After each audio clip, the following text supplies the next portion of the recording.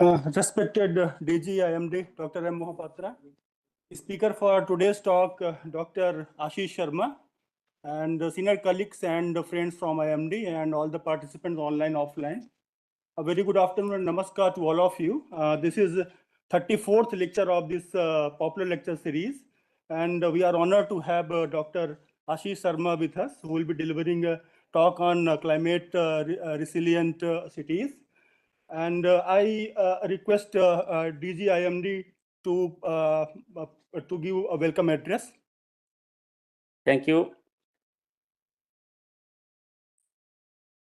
Dear Professor Ashish Sharma, Climate and Urban Sustainability Lead, University of Illinois, USA, distinguished participants from various institutes and organizations, including IMD, Minister of Earth Sciences, ladies and gentlemen.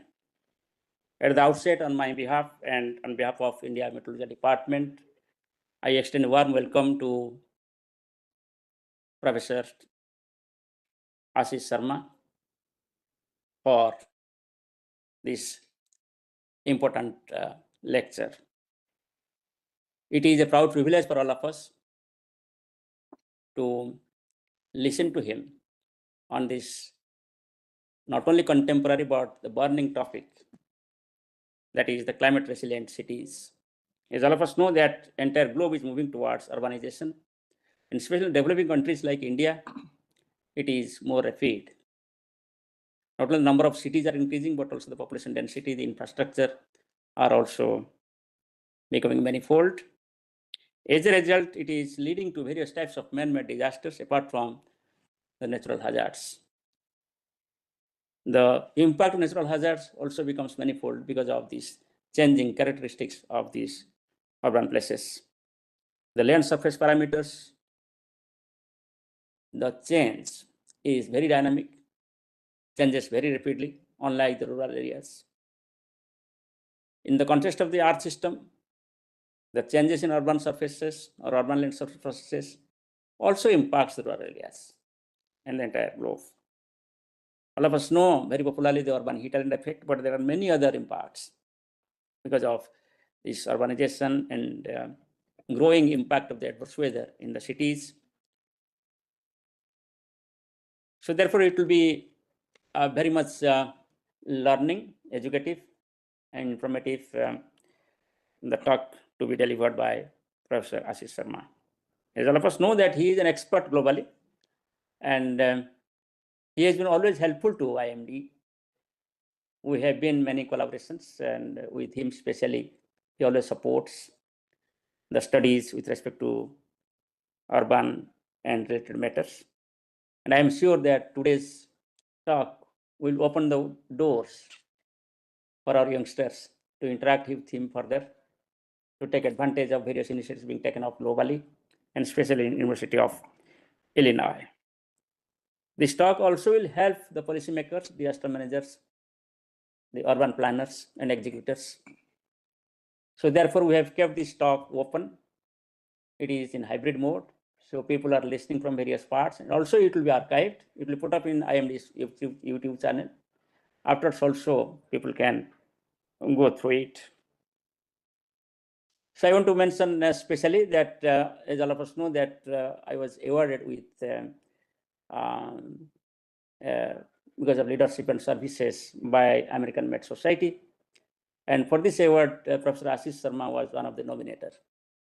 So I thank on behalf of myself and IMD for nominating me for this specific award from American Med Society. So thank you very much. I once again welcome you for this very important lecture today, which will certainly ignite the young minds sitting here and joining online from various parts of the globe. I request DG sir to present power bouquet.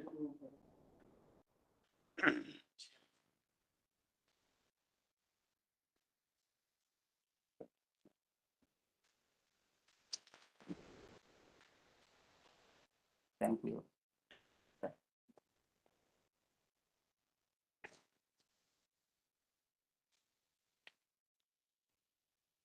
Let me give a formal introduction to our speaker. We are honored to have Dr. Ashish Sharma with us, who will be delivering a talk on climate resilient cities. And Dr. Sharma, he is a climate scientist specializing in urban sustainability, regional climate, and air quality. He leads the Climate and Urban Sustainability Initiative at the Discovery Partner Institute, University of Illinois System, and is a faculty member at University of Illinois Urbana-Champaign. He also holds a joint appointment at Oregon National Laboratory and directs the NSF UKRI funded Global Center on Clean Energy and Equitable Transportation Solution. A PhD in aerospace engineering from Arizona State University, Dr. Sharma has secured over 40 million US dollar in research funding from various agencies, including DOE, NSF, NASA, and IBM. His works span climate adaptation, mitigation strategies, and environmental justice issues such as heat, fog, and air quality. Recognized as one of Crane's Chicago Business 40 Under 40 in 2023, he has contributed to climate assessments for Illinois and Great Lakes region and helped develop Chicago's first climate action plan. Dr. Sharma is a fellow of Royal Meteorological Society and serves on multiple advisory committees, including US EPA Science Advisory Board.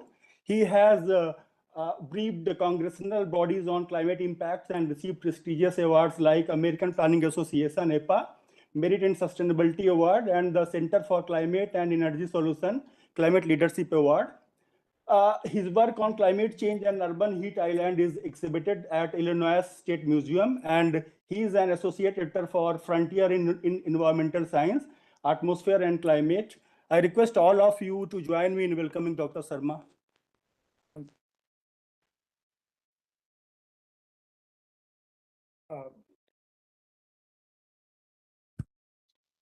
Thank you so much, everyone. I'll use this one. This one? Yes. This is. Okay. Then you please come. No, it's fine. nearby. I think it's Yeah. fine. You please. It's fine. You can come. So thank you so much for the kind introduction. Thank you, DG sir, for the invitation, and congratulations to all of you on 150th anniversary of IMD.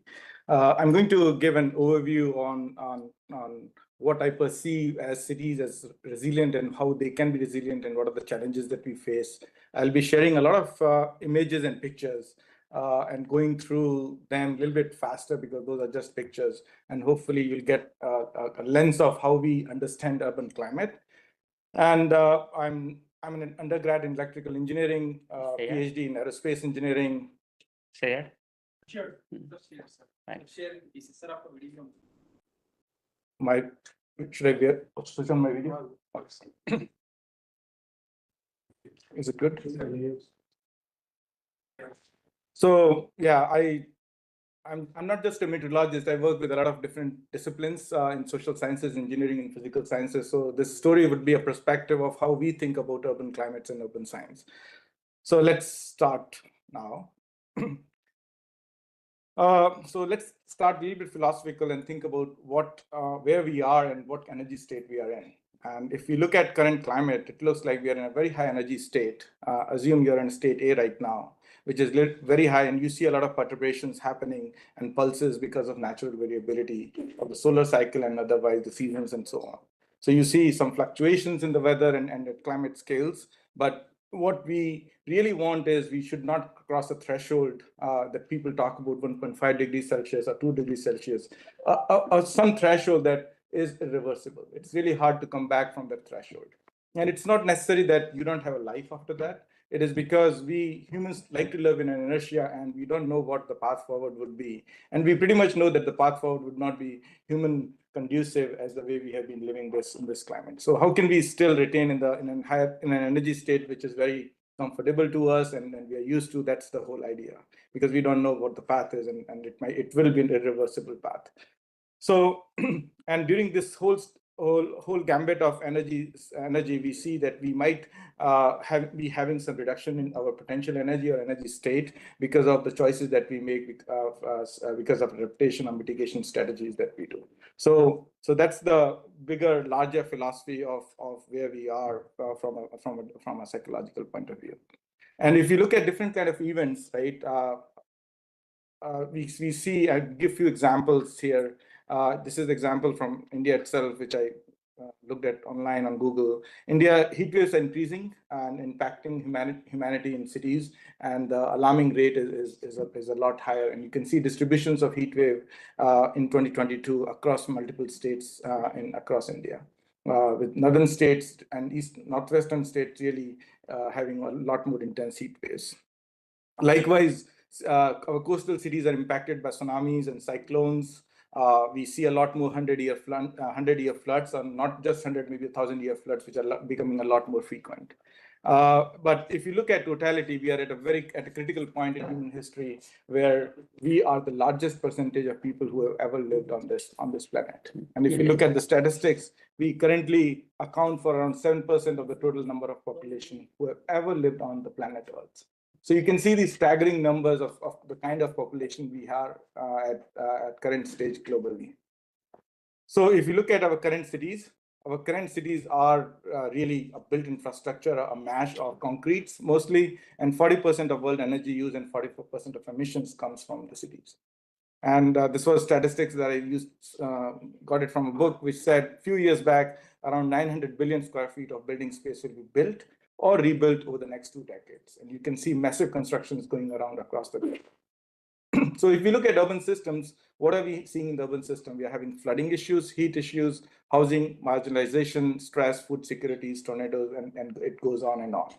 And I always like to show this animation whenever I give a talk on cities, just to give a sense of us as humans and communities living in cities, that what cities looks like from infrared camera.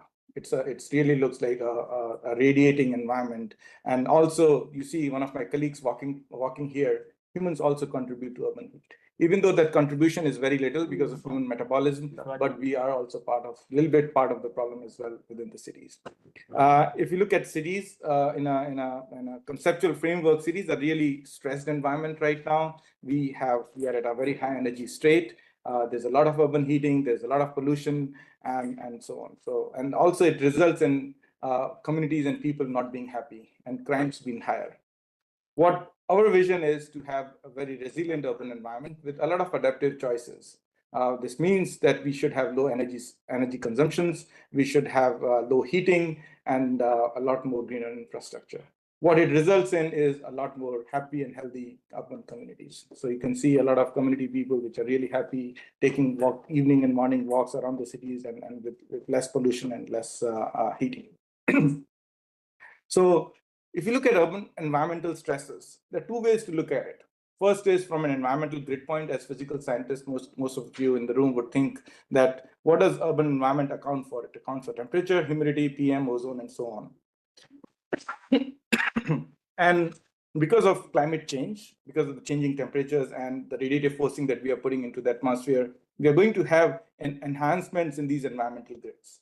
This is one way of looking at it. But if you ask a social scientist, they would say there's a different way of environmental stresses or urban stresses here, where demographics variables like gender, age, income, education, and so on those disparities are increasing, and populations at the same time are increasing, and that is creating persistent inequities as we move on in the future. So there are 2 different ways of looking at the same problem, but how do we make sure that we don't work in one silo? How do we look at it in an integrated fashion? I think that's key here. And looking at some future perspectives, if you look at 2024 to 2050, these are the number of mega cities that will be built in the next few 1 or 2 decades. And you can see a lot more growth would happen in the global south, with a lot more mega cities coming up in Africa and Southeast Asia. So this is where we need to really focus on if we want to understand climate change and climate over cities. So again, I'm not going to the details, but giving you a more general overview of how we understand urban systems and cities, right? This is again a diagram like my first slide, which shows response to a system to time. And you can understand this diagram in whatever fashion you want, in whatever field you want, right? So if you are looking at a system, you see a system is in a quiescent state and steady state, and suddenly it gets a shock. When it gets a shock, the system's response changes, and you can see fluctuations throughout it. And if you look at multiple systems, you might see some system might showing a lot more fluctuations while the other one, but we don't get a single shock. We get shocks after shocks. And when you get multiple shocks, you test the resiliency of a system, and system might collapse. For example, you get a cyclone, you might get impacted heavily, or a heat wave, or a extremely poor air quality. But what we really want to do is, how do we want to make sure that we recover from that system and make it much more resilient? And this is what happens every time governments come in and help, communities rise up to the occasion and so on. But how do we understand these stressors to make sure the system doesn't get too much shocks? And if it gets the shocks, then how can we make sure the robustness is intact and resiliency doesn't just collapse, it has a quick recovery. Keep in mind that the system might have originally started at this state, but it might not come back to that original state. It might find a new equilibrium, which is okay. But how do we find those triggers and drivers and other things? That's the key. Okay, and you can understand these shocks because of as climate scientists here or weather forecasters, maybe related to that domain, or maybe related to some other domain like stock market shocks and all. So these concepts can be applied anywhere, and we are very interested in understanding these concepts from a climate sense. So when we are looking at urban solutions, what our vision is, urban solutions, if we really want to focus on solutions rather than talking about just problems, because we all understand their problems, and problems are everywhere, but the solutions needs to be tailored locally to those locations. And solutions, when you're looking at solutions, they should really benefit larger urban areas and larger ecosystems. And few of the common solutions are, how do you invest in clean energy sources? How do you decarbonize energy and transportation sectors to promote public transportation? Or how do you enforce regulations on emissions from industries or from other sectors? And how do we include nature-based solutions that might really impact heat, air quality, or flooding? How do you look at urban planning and urban design and urban landscape in general? And then the resiliency lens. And when you look at all these solutions, they're not working in silos. They're working in very interconnected with different operations. And this is just an example of one of the projects that we have. When we are in a city, there are users, we can call ourselves actors. At times you're a resident, mother, father, parent, right? At times you are an authoritative person or policymaker like you guys here at IMD, who make decisions and give decisions every day. And then the infrastructure itself, hard infrastructure like rail transport and everything, vehicles, and soft infrastructure, as you can think of, and energy systems and so on. Everything interact with each other when within the urban areas. So we need to really think about how does these interactions happen. And these interactions also are tied to intellectual focus areas, for example, data science, cybersecurity and safety, impacts on policy and health and economics, everything under a climate change umbrella.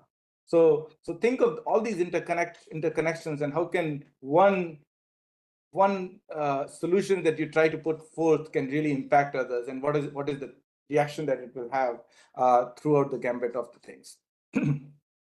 So I'm going to list a few examples of solutions that we work on, and it's not the holistic solution. These are the solutions that we are working on. And for example, we really work on issues related to green roofs. How can the green roofs really address heat and air quality issues and flooding, urban forests, permeable pavements, cool roofs, photovoltaic roofs, and electric cars. So a lot of rooftops on the ground and energy-based solutions and transportation solutions that you can see here. So when you're looking at solutions, and as I said, these are not comprehensive lists. There could be 100 other solutions, right? The solutions in general are a mix of solutions which are technological or engineering solutions or ecological solutions. I would really portray them into these three buckets, okay? And how does these interact with each other is important. So in my group at Discovery Partners Institute, we really focus on looking at things from a climate lens. We are deeply rooted with our expertise in climate science and especially climate modeling. We don't do observations that much, but we collaborate with folks that do observations. And then we bifurcate and have deep research expertise in applied research, environmental policy, working in resiliency, industry research, and also in climate education. This is how we see ourselves growing and among the things that we do at the intersection of climate change. And if you really want to understand more and see what we do, please do visit our website, which is here. So, so this is what a little bit a technical slide of my talk. So these are the areas we really focus on, right? We really work on bridging urban scales. We do multi-scale modeling, going from global to regional to local to hyperlocal scales. Work on issues related to urban heat islands, lake breeze, ocean breeze, heat waves, and air quality. We are really strong in numerical modeling, do data simulation, and impacting assessing the impacts of subgrid variability, because urban environments are a lot heterogeneous.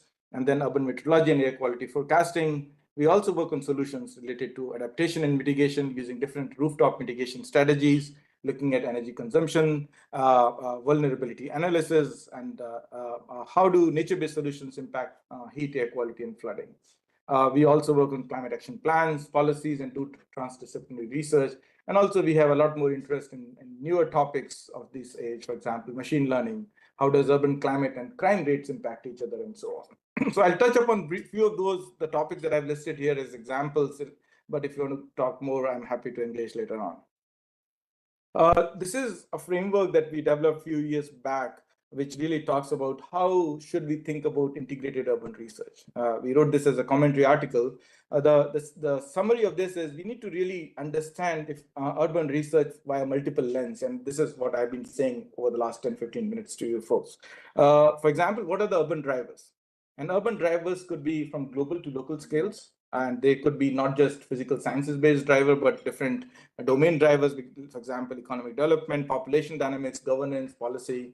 And then once you understand the drivers, then this is where our forte is, our expertise is, to really work on urban resolving models across scales. So and we can ask a lot of interesting questions here. What is the effect of urban systems on climate at different scales, high resolution climate models, future evolution of urban systems, and how can we include observations and data analysis. And after that, it's all about impacts, risks, and vulnerabilities. And there are multiple important critical considerations that you can think of at this stage. And at the end, you would really want to understand outcomes and solutions. Okay, our focus, our motto is, how can we do solutions-oriented science? Okay, whatever we do, how can we create solutions from that and really impact communities and people and advance the science? Just a few examples from a policy world. We have contributed to multiple regional climate assessments. This is the Great Lakes climate assessment that we contributed, where we briefed the US Congress in 2019, and the impacts of climate on the state of Illinois. We are really proud of this one, our effort on the climate action plan for the Chicago region. So generally, I don't know about here, but generally climate action plans are designed by urban planners. And this was one of the first time where physical scientists, faculty, researchers, urban planners, and nonprofit community came together to draft a climate action plan, and which was very well recognized by American Planning Association and so on. So rather than large reports, I'm really proud of this work, where it was truly interdisciplinary, where different domain people really joined forces to understand this and so on. So this is a kind of a schematic overview of folks who do not understand what happens on a conceptual level during the daytime and nighttime. So when the sun rises during the daytime, you have plants and trees on the ground and pervious and impervious surfaces. And because of the sunlight, solar radiations, we have the evapotranspiration that leads to cloud cover. And because of the cloud covers, part of the radiations is blocked, and part of it gets transported, reflected back. And the radiations which are blocked are long wave radiation that increases the temperature on the ground, and the maximum temperature starts increasing slowly. While over the built environment, you can see radiation start getting trapped. There are albedo issues. We see impervious sections because of the road transportation or pavements or parking lots and so on, and some vegetation or some ponds, and they have different impacts like oasis impact or drying impact, and transportation sector and humans in the built environment. So in summary, and on the top of the urban built infrastructure, there could be possibly entrainment from upper layers of atmosphere to the lower levels. And then if you look at the temperatures over urban or rural areas, the temperature is higher or at times same over the urban areas in comparison to rural areas. The temperature difference is not much over urban or rural areas during the daytime. Well, during the nighttime, still the long wave radiation is trapped because of the cloud cover. And the minimum temperature increases faster than the maximum temperature. And we are very interested in the minimum temperature in the nighttime because that's where the impacts are, human impacts are. And the building starts radiating heat, so temperature over urban areas starts increasing, and the minimum temperatures generally are much higher over urban areas in the nighttime than rural areas. And that concept of the temperatures higher over urban areas during the night in comparison to the rural areas is known as urban heat island. Okay, it creates a kind of an island of heat over urban areas during the nighttime. And if you look at the diurnal temperature range, the maximum temperature during the daytime and the minimum during the nighttime, that is getting reduced day by day. If you look at last 30, 40 years over any city, I think generally the trend is decreasing, which is kind of a worry. So again, just how urban areas looks like. Okay, so this is a drone footage showing a shot from far Chicago towards the downtown Chicago, and you can see this is kind of a view of planet Earth or landscape. You see, we are very thin layer on the surface of the Earth. Okay, and we create a lot of mess on the whole planet. And then these are few different physical features. The cities are very thin layer, 1 or 2 kilometers generally. And then the impact of cities generally, or whatever we do on the land, is around within the boundary layer. That's what we call boundary layer, where the mixing happens, where the cloud formation happens at the top and so on. And above that is the free atmosphere. So a lot of things that we do on the surface here really makes a huge difference within the boundary layer, and especially around cities. Okay, so just giving a perspective of the scales that we work on.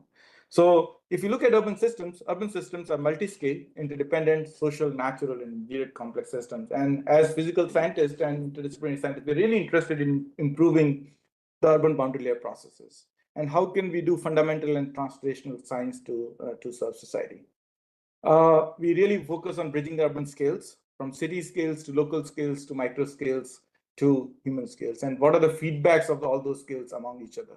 And we work on creating tools in which large, small cities can benefit.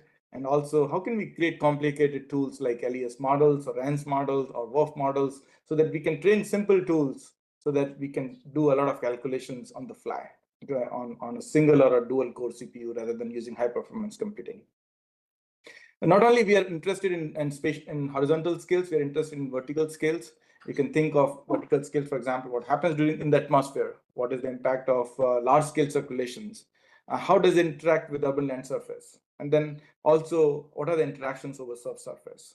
So for example, transpiration rates, because when we talk about solutions on nature-based solutions, we have plants, and plants create a lot of carbon dioxide and types absorb carbon dioxide. So we are really interested in that interaction as well.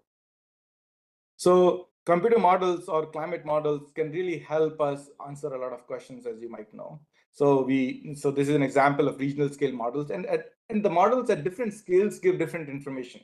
So a lot of time people ask me, what do you recommend? Should we run a regional model or a LES model? And what I say, okay, it depends on what you're asking, right?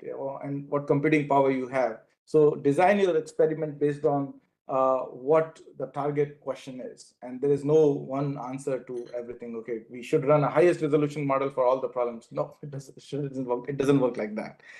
Likewise, these are a few examples of a city scale models and our 2 meter micro scale models. And every model is showing different result, and the information is shared in a different fashion so that it becomes relevant at that scale. Okay.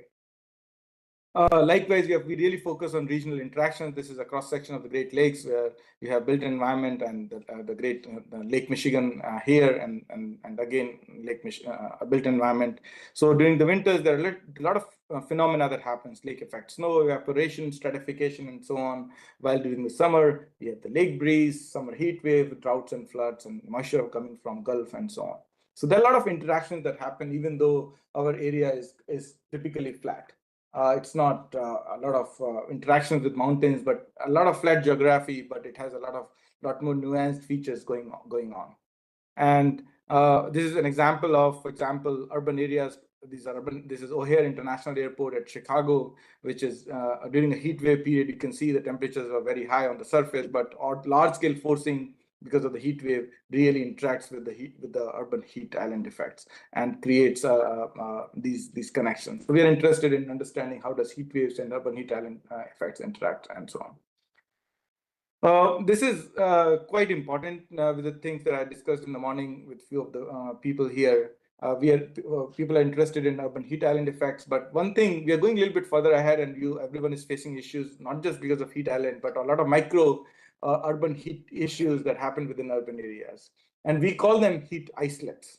So if you look at an urban area in general by itself is not hot everywhere.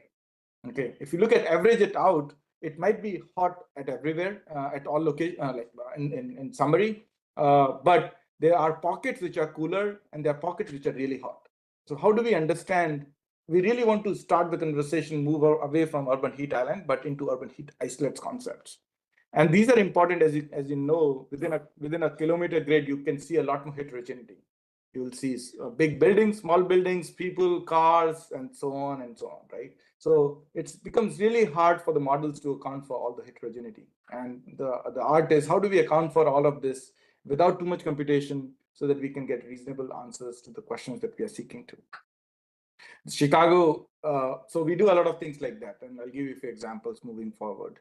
And Chicago region is developing. As you can see, this is one of our team members took a picture from his flight when flying to Chicago, and he could really correlate, okay, these are the areas where the urban expansion happens, and these are the projected urban expansions by 2030. So we are doing climate simulations up till 2030, 2040s, and seeing how does increasing urbanization because of densification or new urbanization because of the sprawl is going to impact the local and regional climate.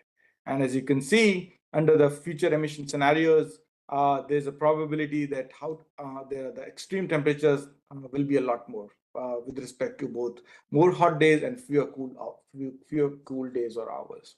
And that is going to translate into a lot more energy being used to cool down the city. Okay, and then we calculated cooling degree days in 2030 and the economic impact of that of cooling degree days in terms of dollar values on the household energy bills.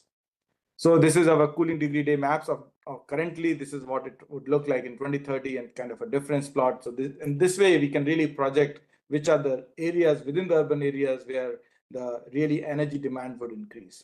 Okay, so if you want to look at interventions, these are the areas to focus on. But if you talk to a mayor of a city, you said, this is still a large area, where should I work, right? So there should be solutions for the mayor and other people to really invest money rather than, because it would be hard for them to come up with a solution at this scale, but how can they come up solutions which are targeted, and how can they come up solutions which are regional in scale? And I'm going to give a few examples later on. So this is just an example of our current energy consumption on the bills and how do we see it projected in the near future. So you can see a substantial amount of energy bills on an average at household level in Chicago.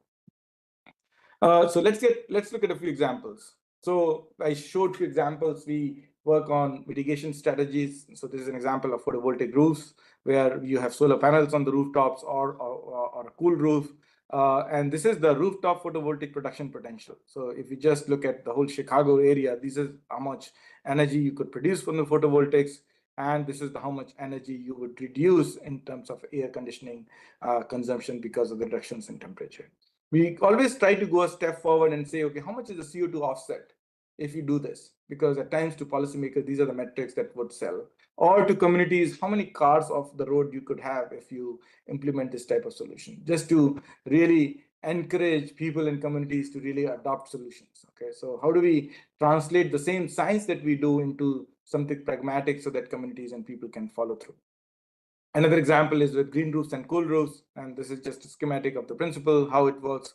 So green roof works on the principle of transfer of sensible heat flux to latent heat flux, while cool roofs works on the principle of transfer of sensible heat flux to so the reflection of the heat flux as shortwave radiations back in the atmosphere.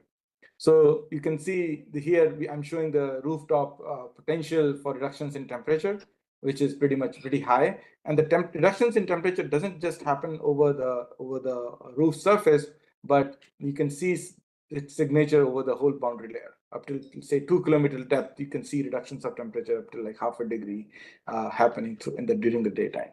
So the impacts are not just on the surface, but really can have a positive impact within the boundary layer. But when you include these solutions, you look like these are great solutions. Let's implement them, right? A city will get benefit out of that and so on. So, but when we did further analysis, we found if you look at from say cross section A to B, half of this cross section is rural and half of it is urban, as you can see. And I'm plotting this cross section and a vertical cross section of this and plotting the vertical wind speed and PBL height. As you can see, over the urban areas, the PBL height, when you use conventional roof, goes up to 2.5 kilometers. But when you use green roof, the PBL height is up to 2 kilometers only. So the PBL height is dropping. And also the intensity of the updrafts and downdrafts has also decreased with a mitigation strategy like green roofs, which is logical, because if you think of a heating water in a pan and it's on a high flame, you can see a lot of convection happening up to a larger height. But if you reduce the flame, that you see the convection is reduced. That's what these mitigation strategies are doing. But at the same time, we are really located next to a large water body, which is Lake Michigan. And Lake Michigan creates lake breeze or ocean breeze, if you can think of a coastal city like Mumbai here. And when the pressure gradient changes because of the temperature between the lake and our urban area, that changes into reductions in lake breeze. So aggressively implementing a solution might have a negative consequences. For example, the temperature, the pollutants which are close to the surface, which would have earlier been advected and lifted and advected, are not lifted much and not advected much because of these dynamics. To confirm this, we did a chemistry simulation, and we were like, man, this is true. Okay, so we have done this kind of analysis and written articles on that. Another concept that we'd like to focus is people talk about trees as heat mitigation solutions and at times air quality mitigation solutions, but we really forget that trees are also big sources of carbon sinks or carbon release. Okay, so Amazon forest acts as carbon sink, we know, right? But in urban areas, because of different environmental conditions, you can have a CO2 dome as well, like urban heat island dome. Okay, and there are different dynamic processes that lead either to release of carbon or absorption of carbon. And we did that analysis in normal conditions, in heat wave conditions with drought, moist heat wave conditions, or if you irrigate a lot of urban areas using or if you do, there's a lot of rainfall because of excessive irrigation or otherwise. And then what we found is this is the net ecosystem exchange, which is positive right now, but there are a few instances where in different environmental conditions, if you look at this paper, you'll see there might be release of CO2 as well. And now we are very interested in how can we add that CO2 in our climate models to see, is there any impact of that CO2 on other processes or not? And then also created a benefit score, environmental benefit score, where we have divided the whole city into different regions to advise the city, okay, if you have drought, you should do this and you should not do this, and so on, so that people can take binary decisions to when there are environmental issues. So when we create solutions, scale matters. As I told previously, we develop solutions at different scales. And how do we address the scale dilemma? Okay, so if you look at from purely modeling perspective, we have CMIP models to regional air model to PRISM model to other kind of model outputs. Similarly, from remote sensing, different satellites or otherwise, from MODIS in US to LCZs, Landsat to even LiDAR data at 1 meter resolution. And we have ground-based observations and sensor observation. You can see these are observations at different scales, right? And similarly, we have models. We have global circulation model, we have regional models, we have urban canopy models and LES models and so on. And there have been a lot of studies which at a larger resolution are physics rich. They are very strong in physics, physical processes included. But if you go to really finer scale models, then they're information rich. They are not physics rich because they're constrained by computational issues and so on. So we are really trying to address this issue, that what are the ways in which we should look at the trilemma of resolution and coverage. And this can be massaged through machine learning algorithms. While resolution and interpretability has been addressed by urban scale physics-based models, while interpretability and coverage are generally addressed by regional and scale or global scale physics-based models. And how do we come in the center so that we can address all these issues with the least amount of computing? And this is just kind of saying the same message, because advancements in model and advancement in this data is going at the same time. And at times, when the data advancement starts increasing, that's when you say, okay, maybe what can I do? Because data is becoming a lot more information rich. So that's where newer scale machine learning models can really help to address those issues. So, so we started using a lot of observations that we have, for example, from LiDAR. We can really figure out the buildings and the tree heights. The buildings are higher, or the trees are higher, and then we have created these land cover data sets that we really are excited in using our climate models at a meter resolution. Here we can really resolve the tree heights and create a tree canopy. We can even resolve the light poles, and then use these data sets in LES models, WRF models, or machine learning algorithms that we work on. And then we have traditionally said our analysis has produced this kind of a tree canopy, but this is what has traditionally been used, and this is based on observation. So please, we recommend using a much more accurate representation and so on. So all this, if you want to work on this and look at the data set, this is all publicly available freely. I can skip these. This is just showing more details of roughness elements, how these models is creating much more improved data sets that we can use in our regional climate models like our WRF. So this is something interesting. So what we are doing is we have observations, we have parcel land use data sets, we have the LiDAR data sets at a meter resolution, we have the climate model, urban model data sets, and we use machine learning, GPR, and kind of other models. And when we massage all these models, we can really forecast temperatures at street scale. Okay, so rather than a 1 kilometer, we are going to 2-3 meters scale to really forecast temperatures. We have published these papers in the modeling journal, Journal of Applied of Modeling Earth Systems. And then we can, if we give this kind of map to urban planners and the city municipality people, saying, okay, guys, don't add trees here, which is already cooler. If you want to focus and add trees, we'll tell you specifically which are the locations where you could target. Okay, this is where our solutions and the science that we do can really help cities to invest their resources in a meaningful way. We also work in flooding. We use SWIM and other models to look at flooding issues. We use satellite-based products at the same time and develop flood significance maps, spatial flood risks, and look at infrastructure risks. This is just a few examples of satellite-based products to really identify where it rained and flood. But it rained, but it did not flood. So really identify, okay, what are the triggers and which are the issues where things are not happening, and how do we use open science, publicly available data set to validate these kind of products. And at the end of the day, how do we develop flood risk levels for the future years? So we have done this kind of work too. And then we use machine learning algorithms, because one challenge that we have is we do not have the pipe network data or drainage network data across the city available to us. Maybe at some places, but not always.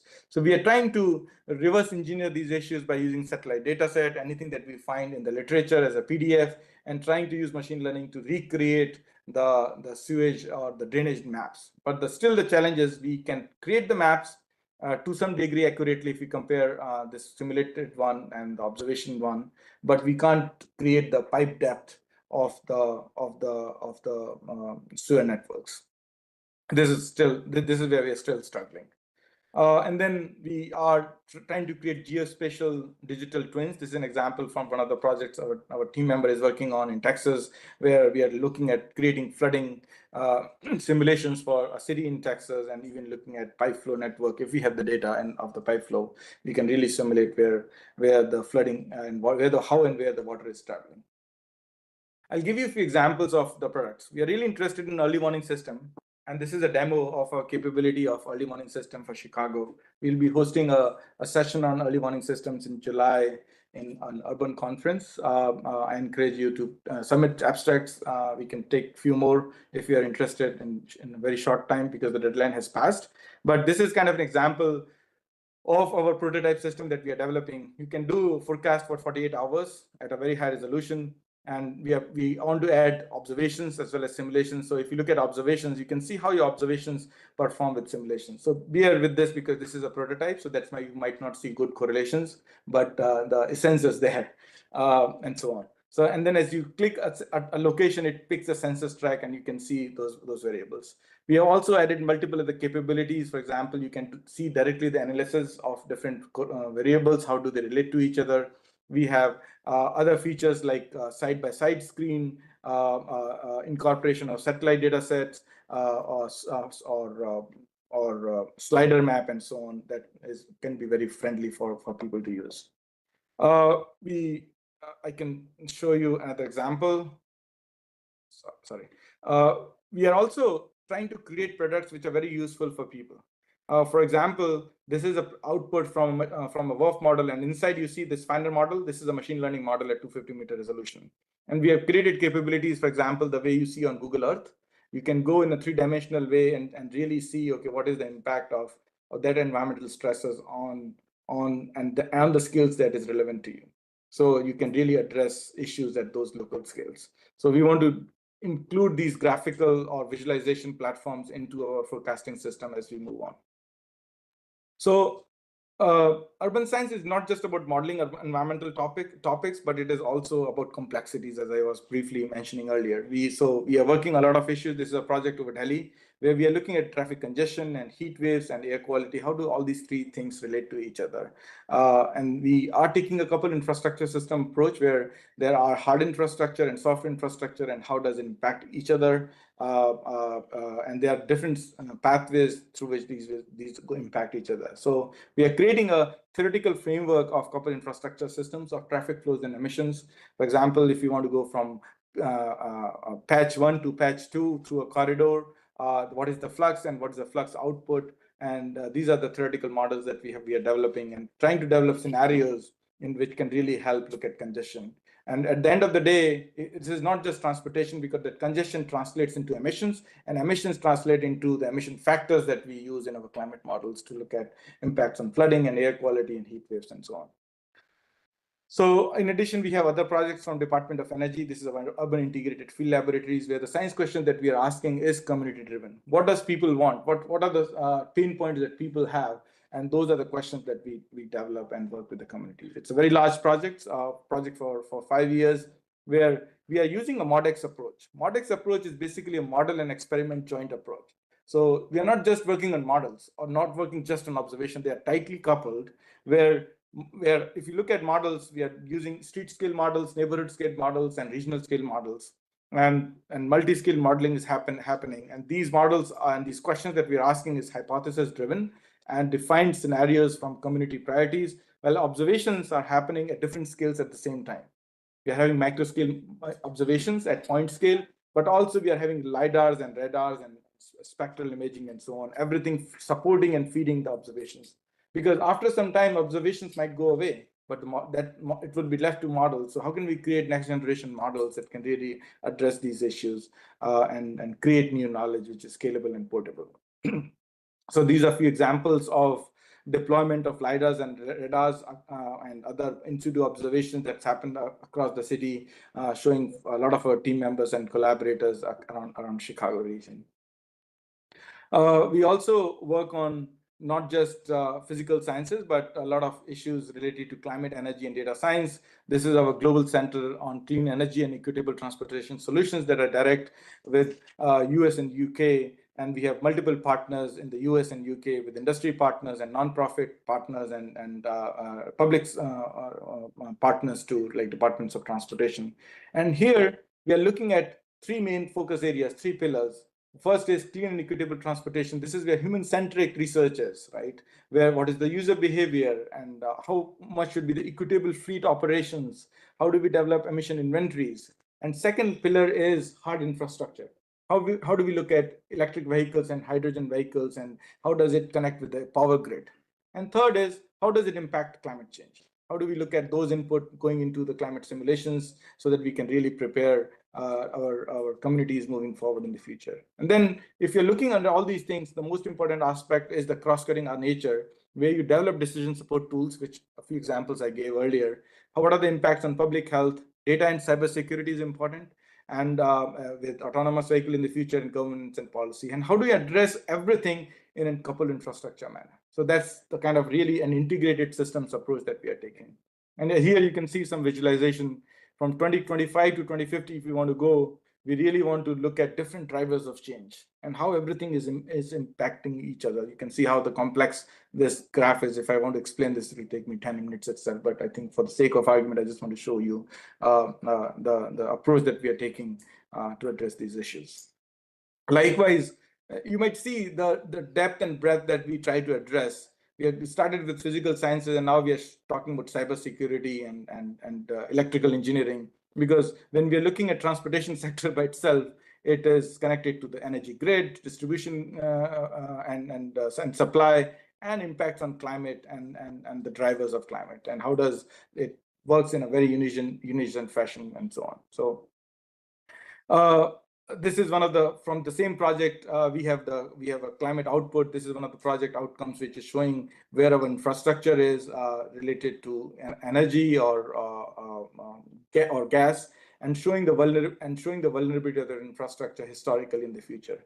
Let me just go to a few bullet points. So we are trying to develop this as a very scalable tool. This is the state of Illinois. You don't see much variability, but as you start zooming in, you'll start seeing that variability based on how much you zoom. So when you zoom in at the little bit, you see the counties, and when you zoom in further, you'll start seeing census tracts. And you can select one of the infrastructure choices, and then when you look at that, you can see the vulnerability of that infrastructure choice to, and the risk to that, to flooding event. And then you can think of preparing risk assessment, and how much should that asset be lifted from the ground so that it doesn't impact by flooding, and so on. So these are a few examples that I gave. In summary, if you look at the roadmap to address climate change, we really need to understand climate change analysis using state-of-the-art dynamical statistical downscaling. Thereafter, we need to really look at impact assessment, where we should not forget to not include non-climate stressors. And then finally, we need a lot of visualization lens where GIS and modeling can help through STEM or technology or innovation at the end to really create solutions which are people-centric. Okay, so I'd stop here. These are the takeaways. We really want to make cities and community resilient, and we really work on multifaceted approach spanning from fundamental science to applied to translational and collaborative science. And if you got the gist of the talk, the takeaway is the climate change impacts are really disproportionate among cities. We need to bridge scale gaps between regional, local, and hyperlocal scales. And one solution doesn't fit everything. We need a mix of solution, okay? And the design tools that we are trying to develop can be very specific to the questions that we're trying to answer. And final, the takeaway is, we really need to think around multidisciplinary and multi-stakeholder engagement if we want to address solutions and develop solutions for which are actionable and cost-effective as we go forward. And with this, I'll thank you all for listening. Thank you.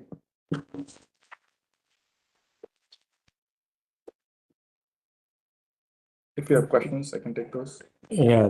So thank you, Dr. Ashish. So now the floor is open for the questions from audience. So online participants may also put their questions in chat box, or they can raise the hand and ask the question. So now the questions from all audience.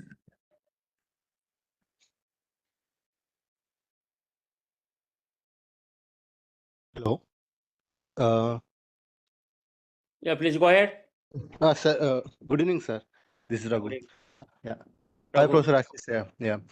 So actually, my question is in terms of predictability, how we can increase the predictability. So one challenge that we are facing, especially when we're integrating the urban models here. So, when we are integrating the model, okay, we have a lot of solutions now, like ODAPT or with multi-layer urban physics, everything is fine.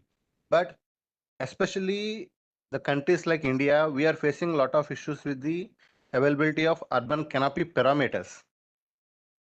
So most of the things, like if you take example of WALK model for suppose, still we are depending on the what are the values given by this Steve and Oak 2012 manuscript, if you see. So we are using that kind of setup only for many cities in India. So is there any direction or work going on, especially in developing this kind of urban parameters for the different cities over the world, which includes India also? Yes. That's my So one question. yes. And my second question is like, especially with the cool roofs. So when we do the cool roofs, basically like we are painting with a certain color, like white colored paint over the roofs, right? So in this case, we are indirectly increasing the albedo, right? So when we are increasing this albedo, so that creating an issue with the our bond mid tropospheric humidity.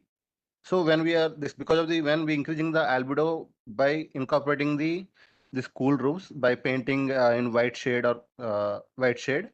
So that time what is happening? It is feeding into the upper atmosphere and it is making your cloud to dissipate at faster rate. So even when we are expecting a thunderstorm or a heavy rainfall event over the city, because of this albedo changes, it is the cloud over the city region is depleting and it is again reintroducing over the downtown region, and it's where we are getting the highest rainfall, which is always extreme to the normal,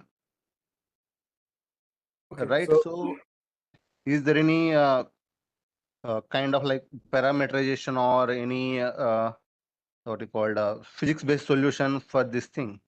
yes. So thank you for your questions. I'll respond to the first one first. First one was related to urban parameters that are not tailored for Indian cities, and I think that's a general problem that we have for multiple cities, not just in Indian cities but everywhere.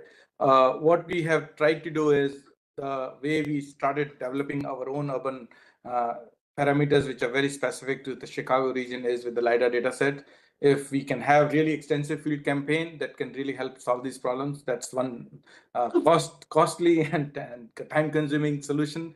But what I was discussing with Dr. Soni is in the morning is we are trying to use commercial available satellites as well.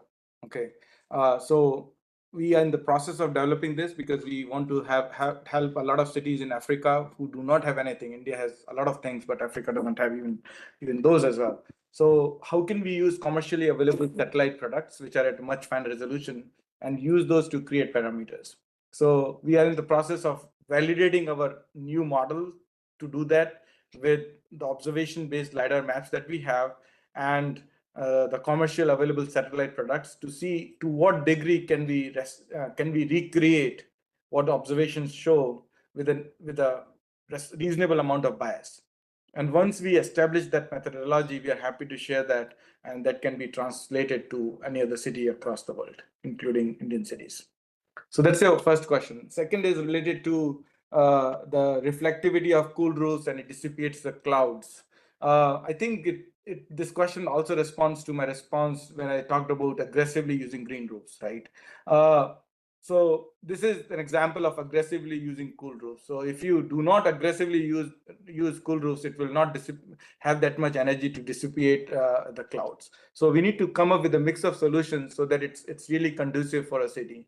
So to really work on once looking at coming up with a sense of climatology where generally hotspots are and what kind of mix of solutions that we could have. Should we plant trees here? Should we have reflective roofs here? Should we have a water body here? Should we have something else here? Should we have some kind of a different kind of pavements here? So, and seeing how does that mix of solution can really help reduce the vulnerability of due to heat or air quality or whatever you're interested in to address that issue. So I would say aggressively putting, say, a cool roof or some other solution will, of course, have negative impact. So how do we, these studies that you have seen are idealistic and hypothetical study. No city can paint all the roof white, right? But this gives a maximum threshold and a potential of what that impact could be. So to further answer your question, we have co-developed models where you can develop distributed solutions. So if you have a vision that this is how, as a GIS layer, at these locations we should have this solution, these locations we could have that solution, please let us know and we can co-work with you to create those scenarios where you could do the simulations and 10 experiments of these are the combinations that we think, or our communities or our voters or whoever policymakers think. And what if we use these solutions, a mix of solutions, what is the impact? So we can do back of the envelope calculations like you did already with the cool roofs, and also these distributed solutions to see its impact. So that's my answer to your second question. Yeah, thank you. Thank you very much. We'll open to that. Any other questions? Yeah.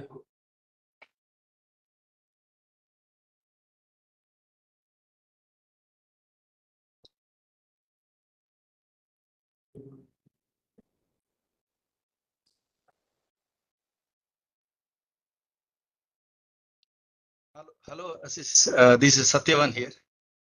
Can Hi, you hear hi. me? Yeah. Yes. Thanks for this excellent presentation. So, as you briefly mentioned about the some social science aspects of this sustainable cities topic. So, what are the challenges do you see whenever we talk about sustainable cities in the developing countries or developed countries? That I just wanted to know from your experience or for future work here. It's a very open question, I would say. The challenges are multifaceted, right? When you talk to communities just want action, right? Give me today, this is the problem that we have. And then as researchers, we have to really break that problem down into multiple pieces to really address that. So there's a difference between our understanding and their understanding, and which is neither of them is wrong or right, because we all speak different languages. So I think language is one of the challenge because we are not social scientists and they are not physical scientists. Okay, so how do we learn to create a common language where there is a mutual understanding of the temporal scales in which we speak and the time it takes and the issues that people are facing. So I would say that's the biggest challenge working with not just social scientists, but any of the scientists outside your discipline to look at sustainability issues. And second is the biggest challenge is the actions, right? How much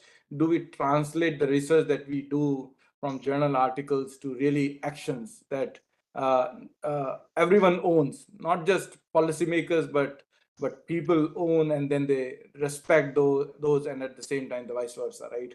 So I think that's where we fall short across the world, and there are a lot of efforts around to really push these so that there is a in our language we say we co-production of knowledge, so everyone understands these issues. And third issue is a lot of scientists become preachers. Okay, they just tell what the solutions is, but there are a lot of implicit solutions that we completely forget. For example, a lot of indigenous knowledge among communities and people and thousands of years that people have been addressing heat issues. We talk about these, as I said, engineered solutions or ecological solutions or one more physical science solutions. But how about food? How about clothing as solutions that we really not forget? How do we make them as mainstream adaptation and mitigation strategies that we should communicate when we talk about other solutions? So I think that's where we also need to learn from communities that how can we include those lens in our anthropogenic heat profiles or scenarios that we develop, that if you include those, how much is it going to make an impact on whatever question that you're asking. Thank you very much for this clear answer. Thank you. So Aniket. my question is a little bit different. So right now, most of the researchers are using to downscaling, they are using the AI/ML techniques. But now, if the quantum computing, if we are going to use, so is it possible that we don't use this statistical based or AI/ML based downscaling? We will be the physical based approach we can use for the downscaling. Yeah, it's a very open question. At the university, we are also very interested in quantum computing, and there's large quantum computing allocation resource committed by the state, the governor to University of Illinois to push the quantum computing agenda. What my own personal belief is, I think there's a steep learning curve for quantum computers first to get developed so that they can do these kind of things that we are doing. And once they're developed, I'm pretty sure there will be new physics-based models that will be created, because quantum is not binary 0 and 1. It has maybe as an answer to, and that's where our Navier-Stokes equations, which are nonlinear, might be easily solved. But when it happens, I think we all would get benefited from, but I don't have an answer to that. But I'm pretty sure whenever we do that leapfrog, right, the scale issue might be resolved a lot more faster. Thank you. Thank you. So, good evening. I have My question: so, what resolution of lidar data used for the Illinois? 1 meter resolution. What are the difficulty you faced during that modeling? What are the drawbacks? Why we are using for the high resolution DEMS? So, first Because of all, normally we can use some high resolution data set. It will be not run the system also. so sorry, let me be a little bit clear. Yeah. So we didn't run the WOF model at a 1 meter resolution. We cleaned up the LiDAR data set so that we could create building heights and tree canopies for us, which we regridded it to whatever resolution that we were working on.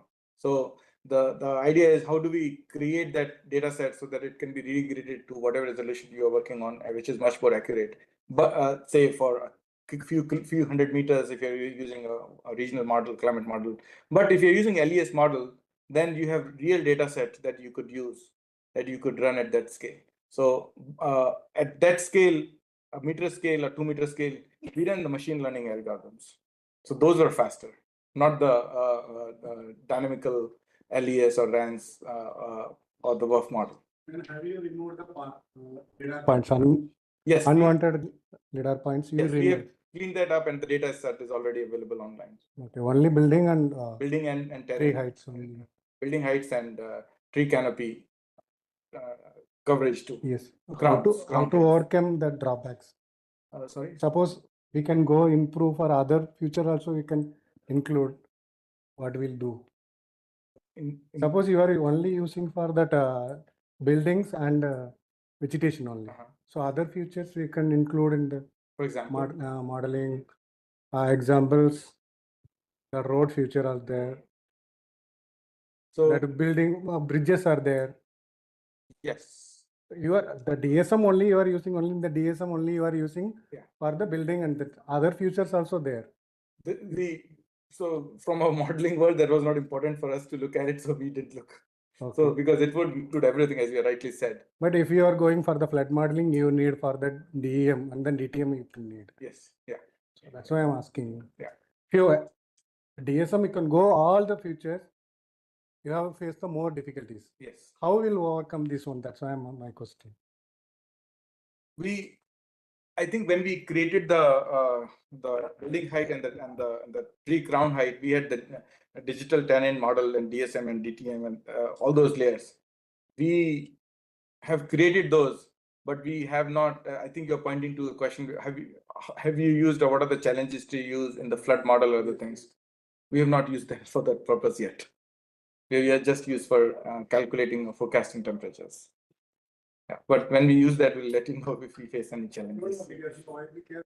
Problem is there while using the lidar data. Yeah. The high resolution lidar data we are cured, then we can get the high resolution DEM. But if you are going for the modeling, it is the biggest problems. Then we cannot cover the more areas also, large areas also. But we have the LiDAR data set for the whole Chicago metro area. Okay. So I don't know if that is large enough for you or not. Yeah, either I don't know. Either we'll go for the satellite, the panchromatic stereoscopic images. We can go for alternative lidar. That's why I'm asking. But when you want to go more than the urban area, Yes. so that could be a challenge. But maybe that at that stage we will do massage different datas Yes. to Well, have some symmetric if you go with that new radar, it will be data set that we could high create. prices.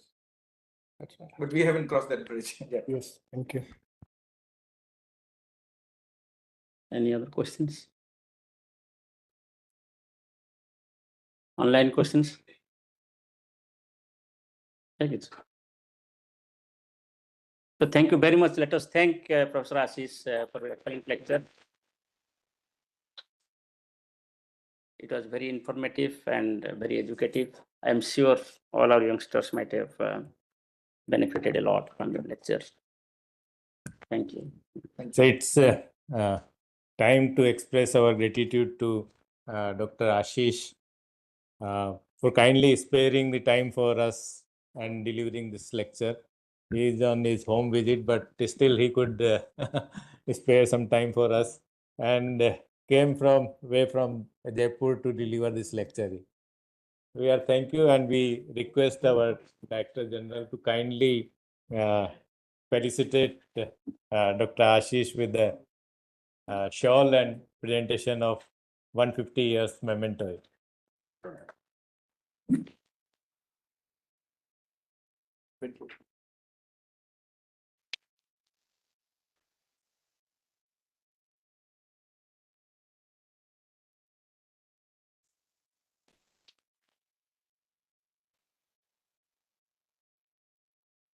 Thank you so much. So once again, we thank Dr. Ashish, and I request Anup to present the vote of thanks. Thank you very much, sir. And that's my privilege to extend vote of thanks to our speaker, Dr. Ashish Sharma, for his insightful and thoughtful, provoking talk on climate resilient cities. Thank you, Dr. Sharma, for your engaging lecture. It has provided us with a deeper understanding of the challenges posed by climate change and urgent need for resilient urban planning. I would like to express my gratitude to all who helped in organizing this event. I offer my gratitude to DG IMD for being a constant source of inspiration for organizing this talk. I would like to thank all the participants for their active participation, and thank you all. Thank you very much. So this series, as DGM desires, this series will continue, not limited to 150 years, but whenever we will get opportunity to listen to any eminent scientist, then we will keep on organizing this lecture. So again, we'll meet all of you on 5th of March when former Secretary General Dr. Petteri Talas is visiting IMD in the afternoon. So we'll see you again here. Thank you.